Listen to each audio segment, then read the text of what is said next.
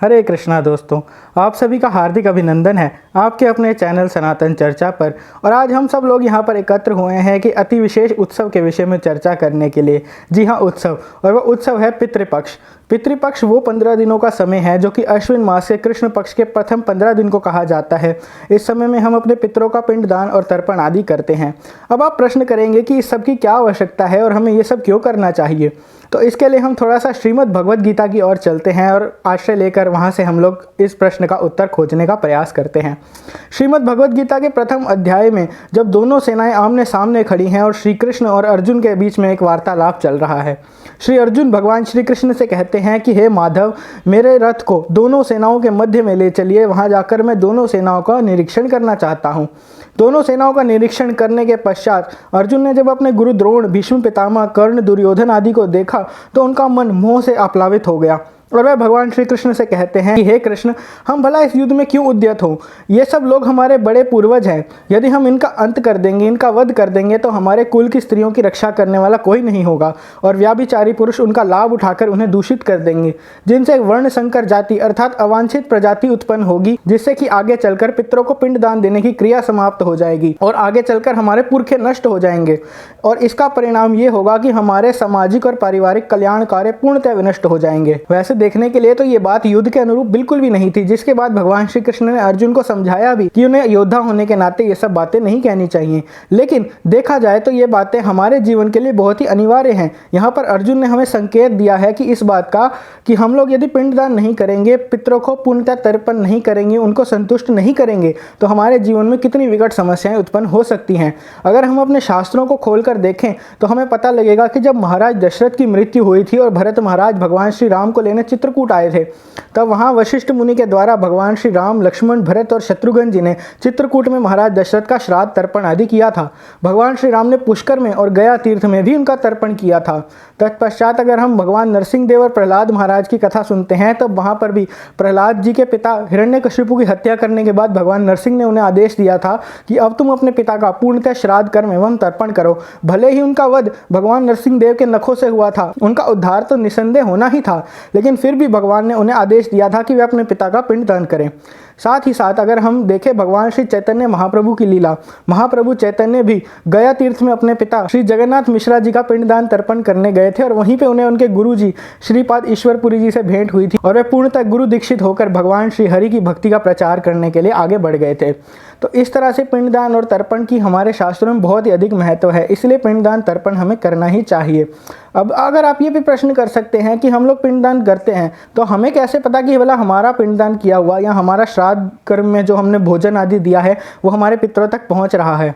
अगर आप किसी के बैंक में पैसे जमा करवाते हैं तो चाहे वो आपका संबंधी किसी दूसरे शहर में रहता हो, वो एटीएम के द्वारा वो पैसे एक्सेस कर सकता है और पैसे प्राप्त कर सकता है। इसी प्रकार से ब्राह्मण, गौ, भिखारी और कुत्ते, इन सबको जब हम भोजन करवाते हैं तो इनके द्वारा हमारे पितरों को ये सब दान मिल जाता है और वैसे स्वीकार कर लेते हैं, चाहे वो किसी भी लोक में हो, उन्हें उनके हिस्से का भाग अवश्य मिल जाता है। अब पितरों का पिंडदान तो हमने कर दिया, लेकिन साथ ही साथ बड़ा ही आवश्यक है उनकी मुक्ति के लिए भगवान श्री हरि के नाम का अधिक से अधिक जाप करना, भगवान की भक्ति करना, उसमें ज़्यादा से ज़्यादा संलग्न रहना और साथ ही साथ श्री हरि की कथाएं सुनना। भगवान की ऐसी बहुत सारी कथाएं शास्त्रों में वर्णन है जिनका हमें नित्य श्रवण करना चाहिए।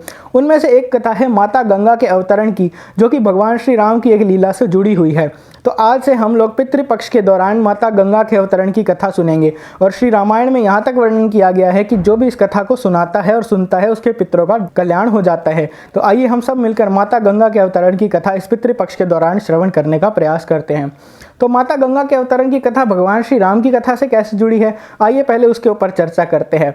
जब कुमार राम और लक्ष्मण को महर्षि विश्वामित्र महाराज दशरथ के यहाँ से मांग कर ले गए ताकि वह ताड़का, मारीच और सुबाहु आदि से उनके यज्ञ की रक्षा कर सके, कुमार राम ने बड़ी ही सहजता से ताड़का राक्षसी साथ ही सुबाहु का वध कर दिया और बिना शक्ति का बाण मारकर मारीच को दूर फेंक दिया। और साथ ही लक्ष्मण जी ने भी अनेकानेक राक्षसों की सेना का दलन किया। उसके बाद महर्षि विश्वामित्र जी उनसे बड़े ही प्रसन्न थे। तभी वहां पर एक दूत आता है जो कि मिथिला नरेश का संदेश उन्हें सुनाता है।